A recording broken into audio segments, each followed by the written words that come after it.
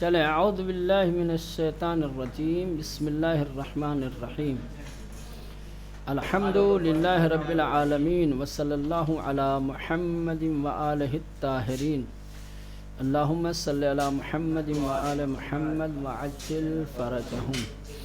ہاں، کل آپ لوگوں کو بتایا گیا تھا کہ رفتار کے اعتبار سے، اسپیڈ کے اعتبار سے قرآن مجید کو 3 طریقے سے پڑھا جا سکتا ہے۔ ٹھیک، 3 روش، 3 طریقے بتائے گئے ہیں۔ ٹھیک، پہلی روش کا نام ہے روش تحقیق۔ کیا نام ہے؟ کیا چیز؟ روش تحقیق۔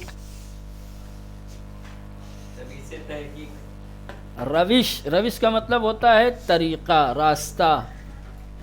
جی جناب، جی جناب۔ ٹھیک ہے بیٹا، آپ لوگ اپنا بند رکھیں، اپنا آڈیو بند رکھیں۔ روش تحقیق،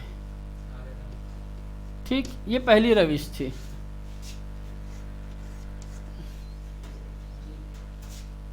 روش تحقیق کیا ہے بیٹا؟ اس میں جناب بہت سلو پڑھتے ہیں، مطلب آدھے گھنٹے میں صرف 5 آیتیں پڑھ پائیں گے، اور 5 آیتیں پڑھ پائیں گے آدھے گھنٹے؟ نا مطلب 5 وہ ابھی کتنا پڑھ پائیں گے تم وہ مت بتاؤ، اس کا مطلب کیا ہوتا ہے روش تحقیق کا؟ مطلب آہستہ پڑھنا، قرآن کو ٹھہر ٹھہر کر آرام کے ساتھ پڑھنا، علامتوں کو کم رفتار سے، سلو رفتار سے، ٹھیک، کم اسپیڈ کے ساتھ، آہستہ آہستہ ٹھہر ٹھہر کر معنی پہ غور کر کے پڑھنا، یہ روش تحقیق ہے۔ قرآن مجید کو آرام سے، ٹھہر ٹھہر کے، الفاظ کو، کلمات کو صحیح طریقے سے تلفظ کر کے، ٹھیک، معنی پہ غور کر کے پڑھنا، یہ روش تحقیق ہے۔ اس روش کے ساتھ، اس طریقے سے جب آپ قرآن پڑھیں گے تو آیتوں کی تلاوت کم ہوگی، لیکن کلمات صحیح سے ادا ہوں گے، وقف و وصل صحیح ہوگا، اور معنی اور مفاہیم پر توجہ زیادہ ہوگی۔ دوسرا طریقہ کیا تھا؟ دوسری روش کیا تھی؟ روش تدویر۔ کیا ہے؟ تدویر، دائرے سے بنا ہے، دائرہ یعنی سرکل بنا کر کے بیٹھنا۔ ہم لوگ کہتے ہیں گھیرے میں بیٹھنا، گھرو مرو، کیا بولتے ہیں؟ دائرے میں بیٹھنا، گول دائرہ بنا کر، سرکل بنا کر کے یوں بیٹھنا، اس کو۔ ہاں، تو یہ روش تدویر کیا ہے؟ روش تدویر یعنی اس طریقے سے، سلو بھی نہیں پڑھنا ہے، ہاں، نہ بہت زیادہ سلو ہو نہ بہت زیادہ تیز ہو، ایک میڈیم رفتار سے، درمیانی رفتار سے، کم رفتار، کم رفتار، یہ ہو گیا درمیانی رفتار۔ ظاہر سی بات ہے جب رفتار بڑھے گی تو آیتوں کی تلاوت زیادہ ہوگی، ٹھیک۔ اور اس روش میں، اس روش سے کیا ہے؟ آیت زیادہ ہوگی، لیکن باقی کلمات کے تلفظ، وقف و وصل اور توجہ کم ہو جائے گی۔ تیسری روش کی کیا تھی؟ روش تحذیر۔ تحذیر، جی بولا۔ آپ کا نام کیا ہے؟ معروفی۔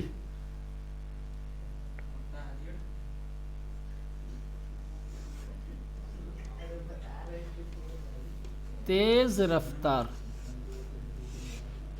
ٹھیک۔ روش تحذیر یعنی تیز رفتار سے، تیزی کے ساتھ پڑھنا۔ ظاہر سی بات ہے جب اس روش کے ساتھ پڑھو گے تو آیتوں کی تلاوت سب سے زیادہ ہوگی۔ ہاں، تلاوت آیتوں کی زیادہ ہوگی، لیکن توجہ کم ہو جائے گی، کلمات کی ادائیگی اور وقف و وصل میں کمی آ جائے گی۔ یہ 3 چیزیں تھیں۔ اب جو لوگ ابتدائی تجوید کی کتاب پڑھ رہے ہیں، جن کو تجوید ابھی آتی ہی نہیں ہے، ابھی تجوید سیکھ رہے ہیں، ان کے لیے سب سے اچھا طریقہ قرآن پڑھنے کا یہ ہے، ٹھیک؟ ہاں، ان کے لیے یہ روش بالکل مناسب نہیں ہے۔ جن کو تجوید نہیں آتی ان کو اس روش کے ساتھ یعنی تیز رفتار کے ساتھ تلاوت نہیں کرنی چاہیے، ٹھیک؟ یہ ان کے لیے ہے کہ جن کو تجوید اچھی طریقے سے آتی ہے، جو تجوید اچھی جانتے ہیں، وہ جب اس روش کے ساتھ پڑھیں گے تو کلمات کو صحیح طریقے سے ادا بھی کر سکتے ہیں، وقف و وصل بھی کر سکتے ہیں، صحیح توجہ بھی کر سکتے ہیں۔ ابھی آپ تجوید جانتے ہی نہیں ہیں، ابھی آپ یہاں کم رفتار میں پڑھیں گے تو غلطیاں ہوں گی، تو جب تیز میں پڑھیں گے تو کتنی غلطی ہوگی؟ لہذا اور یہ روش ہر ایک کے لیے ہے، یہ سب کے لیے ہے، یہ ابتدائی لوگوں کے لیے ہے اور یہ ہر ایک کے لیے ہے، اور یہ روش صرف اور صرف ان لوگوں کے لیے ہے کہ جو تجوید کے احکام اور مسائل کو اچھی طریقے سے جانتے ہیں۔ کہہ رہے ہیں کہ قرآن مجید کی تلاوت اتنی رفتار سے نہیں کرنی چاہیے کہ ترتیل کی حد سے نکل جائے، ترتیل کی رعایت نہ کر سکے۔ تلاوت کسی بھی روش کے ساتھ ہو، کسی بھی رفتار سے ہو، ترتیل ہونی چاہیے، ترتیل سے خارج نہیں ہونا چاہیے۔ ترتیل کیا بتایا تھا؟ کوئی بتائے گا؟ ہاں بس، ہاں جی، یہ ہر ایک میں ہونا چاہیے، اس روش میں بھی ہونا چاہیے، اس میں بھی، گویا ترتیل ہر ایک میں ہونی چاہیے۔ قرآن کو اتنی رفتار سے پڑھنا کہ ترتیل کی رعایت نہ ہو سکے، ترتیل کے ساتھ آپ نہ پڑھ سکے، ترتیل سے خارج ہو جائیں، اس سے منع کیا گیا ہے۔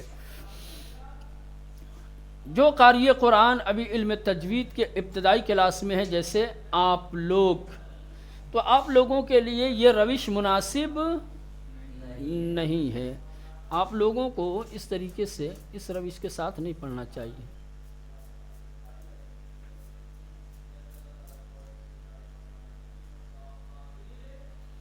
کیمرہ کہاں سے بند ہوتا ہے؟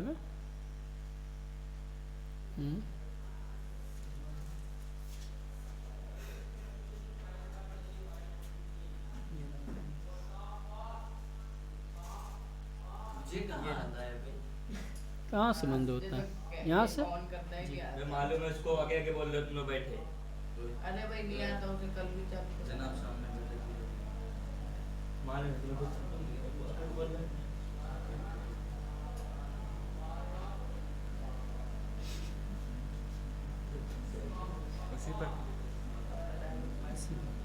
میرا فوٹو جناب، جی یہ جی کیمرہ جناب کی فوٹو رکو ہے۔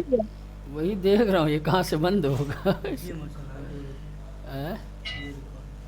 یہاں سے نہ بیٹا، یہاں سے نہیں بند ہوگا، یہاں سے آپ لوگ نہیں چلیں بار صورت جہاں وہ ہے نا جوائن ہوتے ہیں، سب جوائن ہوتے ہیں، ادھر جاؤ، لنک پر جاؤ۔ چلو چھوڑو، چلیں آپ لوگ بیٹھیں، بیٹھیں آپ لوگ بیٹھیں اپنی جگہ کیمرہ سے۔ نیچے رکھ دو جناب، بند ہو جائے گا۔ چلیں، ہو گیا بند۔ چلو وہ بھی صحیح ہے۔ چلیں اب آئیے، یہ روش ہو گئی، اب تجوید کیا ہے؟ تجوید کسے کہتے ہیں؟ تجوید کسے کہتے ہیں؟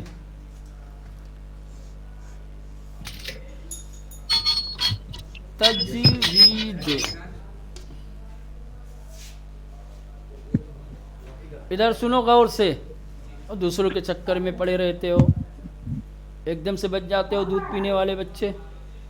ہمیں اپنے سے کام رکھا کرو، دوسروں کو نہیں دیکھا جاتا، دوسروں کو دیکھنے والا اپنے عیب سے کبھی باخبر نہیں ہو پاتا ہے۔ آدمی بننا ہے تو خود کو دیکھنا سیکھو، دوسروں کو نہیں، دوسروں کو دیکھنے والا جانور بن جاتا ہے، ٹھیک؟ چلیں، یہ کہا ہے کہ جو علم تجوید نہیں جانتے اس کو روش تحذیر کے ساتھ تلاوت نہیں کرنی چاہیے۔ اب تجوید کیا ہے؟ تجوید کسے کہتے ہیں؟ تجوید کے لغت میں ڈکشنری میں جو معنی ہے، تجوید یعنی تحسین۔ کیا ہے؟ تحسین، کسی چیز کو خوبصورت بنانا۔ تجوید یعنی کسی چیز کو خوبصورت بنا، تجوید یعنی تحسین۔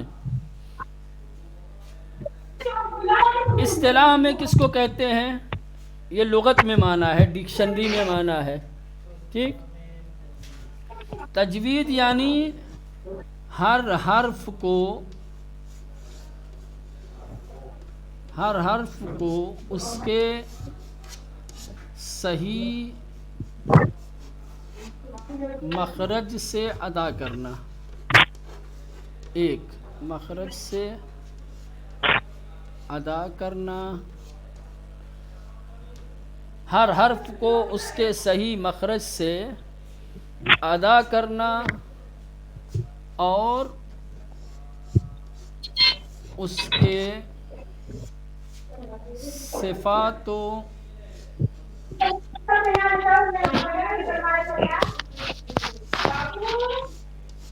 احکام کی رعایت کرنا۔ رعایت یعنی پابندی، رعایت یعنی پابندی کرنا۔ دو چیزیں، تجوید دو چیزیں سکھاتی ہیں، ایک کون سا حرف کہاں سے نکلے گا، اس کا مخرج کیا ہے۔ اگر آپ کسی حرف کو اس کے مخرج سے ادا کرتے ہیں تو خالی مخرج سے ادا کرنا کافی نہیں ہے، بلکہ ہر حرف کے کچھ صفات ہیں اور کچھ احکام ہیں۔ صفات اور احکام کی پابندی، رعایت بھی ضروری ہے۔ لہٰذا آپ اگر حروف کو ان کے صحیح مخرج سے ادا کرتے ہیں، اس کے صفات اور احکام کی پابندی کرتے ہیں، تو گویا آپ تجوید کے ساتھ پڑھ رہے ہیں۔ سمجھ رہے ہیں؟ ہاں، قرآن کو تجوید کے مطابق پڑھنے کے لیے ضروری ہے کہ ہر حرف کو اس کے صحیح مخرج سے ادا کیا جائے، اس کے صفات اور اس کے احکام کی پابندی کی جائے۔ تو اب کون سا حرف کہاں سے نکلتا ہے، کس حرف کی کیا صفت ہے، کس حرف کے کیا احکام بیان کیے، یہ جاننا ضروری ہے کہ نہیں ہے؟ اسی کو علم تجوید کہتے ہیں۔ علم تجوید اس علم کو کہا جاتا ہے جس میں مخارج حروف کے مخارج بیان کیے جاتے ہیں، حروف کے صفات بیان کیے جاتے ہیں، حروف کے احکام بیان کیے جاتے ہیں، ٹھیک۔ سمجھ میں آئی؟ تجوید کسے کہتے ہیں؟ تجوید کے لغوی معنی، لغت میں ڈکشنری میں تحسین یعنی کسی چیز کو خوبصورت بنانا، ٹھیک۔ اصطلاح ہمیں کس کو کہتے ہیں؟ اصطلاح میں یعنی علم تجوید کی زبان میں تجوید کسے کہتے ہیں؟ ہر حرف کو اس کے صحیح مخرج سے ادا کرنا، تلفظ کرنا اور اس کے احکام اور صفات پر عمل کرنا، رعایت کرنا، پابندی کرنا، یہ اس کو کہتے ہیں تجوید۔ اگر آپ علم تجوید کی اپنی قراءت میں پابندی کرتے ہیں، رعایت کرتے ہیں، تو آپ کی تلاوت خوبصورت ہو جائے گی، آپ کا لحن اور آپ کا لہجہ خوبصورت ہو جائے گا، آپ کی تلاوت کامل ہو جائے گی۔ علم تجوید کی آشنائی کے بغیر قرآن کی تلاوت صحیح طریقے سے کرنا اور خوبصورت لہجے میں کرنا ممکن نہیں ہے۔ جب تک کہ علم تجوید سے آگاہی نہیں ہوگی، علم تجوید آپ کو نہیں آئے گا، اس وقت تک قرآن کی صحیح تلاوت نہیں کر سکتے۔ قرآن کی خوبصورت اور صحیح طریقے سے تلاوت کرنے کے لیے ہی علم تجوید وجود میں آیا ہے، تاکہ اس علم کو حاصل کرنے کے بعد جو کچھ آپ نے اس علم سے سیکھا ہے اس کو تلاوت کے وقت کیا کریں، اس کو بروئے کار لائیں، استعمال کریں اور اپنی تلاوت کو خوبصورت تلاوت بنائیں آپ، ٹھیک۔ تجوید کا کیا مطلب ہے بابو؟ اس کو صحیح تلفظ سے پڑھنا، کس کو؟ آیت आयत को सही तलफ़ुज़ से पढ़ना। और तवज्जो करना, किधर तवज्जो करना मैंने बताया? तवज्जो करना, तवज्जो करना मैंने बताया। तवज्जो नहीं रहेगी तो ऐसे ही तवज्जो करना कहोगे। खुद तो तवज्जो करते नहीं है, दूसरे से तवज्जो करवाते हो। तजवीद, किसी भी चीज़ का जब माना बयान किया जाता है तो दो माना बयान किया जाता है, एक लुग़वी और एक इस्तिलाही। क्या है? माने दो तरीके के होते हैं, मानी दो तरीके के होते हैं, एक लुग़वी और एक होता है इस्तिलाही। लुग़वी यानी डिक्शनरी में क्या है उसका मतलब, और इस्तिलाही का मतलब ये होता है कि हर इल्म की एक अपनी ज़बान है। इल्म मंतिक की अपनी ज़बान है, इल्म फ़िक़्ह की अपनी ज़बान है, इल्म तजवीद की अपनी ज़बान है। तो ये माना। अब हम अगर पूछेंगे तजवीद क्या है, तजवीद, तो तजवीद के दो माना है, एक ये लुग़वी हो जाएगा और एक ये इस्तिलाही हो जाएगा। लुग़त में तजवीद का मतलब क्या है? तहसीन। तहसीन किसी चीज़ को खूबसूरत बनाना, किसी चीज़ को हसीन बनाना, जमील बनाना, ये लुग़त में माना है। लेकिन यही कलमे तजवीद जब इल्म तजवीद में बोला जाता है तो क्या मतलब होता है? हसीन बनाना ना। इस्तिलाह में बोलते हैं हर लफ्ज़ को, हर कलमे को उसके सही मखरज से अदा करना और उसके अहकाम व सिफ़ात की पाबंदी करना। लिहाजा अगर आपसे पूछा जाए कि तजवीद के लुग़वी और इस्तिलाही माना बयान करो तो आप कैसे बताएंगे? कहेंगे कि लुग़त में तजवीद के माना हैं तहसीन के, लुग़त में तजवीद का माना तहसीन के है या खूबसूरत बनाना। लेकिन इस्तिलाह में तजवीद का मतलब और माना ये है कि हर हर्फ को उसके सही मखरज से अदा किया जाए और उसके अहकाम और सिफ़ात की पाबंदी की जाए। ठीक? हाँ, तो तजवीद में तीन चीज़ें, तजवीद में क्या आ गई? तीन चीज़ें। हर्फ को उसके मखरज से अदा करना, उसके सिफ़ात की पाबंदी, उसके अहकाम की पाबंदी, तीन चीज़। अगर तीन चीज़ की रियायत कर रहे हैं, पाबंदी कर रहे हैं, तो गोया आप इल्म तजवीद के मुताबिक तिलावत कर रहे हैं। हर हर्फ को उसके मखरज से अदा कर रहे हैं, हर हर्फ की सिफत जो है उस सिफत के साथ आप पढ़ रहे हैं, उसकी रियायत कर रहे हैं। जो उस हर्फ के अहकाम बयान किए गए हैं आप उसके मुताबिक तिलावत कर रहे हैं, तो आपकी तिलावत गोया तजवीद की पाबंदी के साथ है। लिहाजा आपकी तिलावत खूबसूरत तिलावत है। ठीक? अगर आप खूबसूरत तिलावत करना चाहते हैं तो उसके लिए इल्म तजवीद आपको सीखना पड़ेगा। ठीक? तो ये तजवीद हो गया।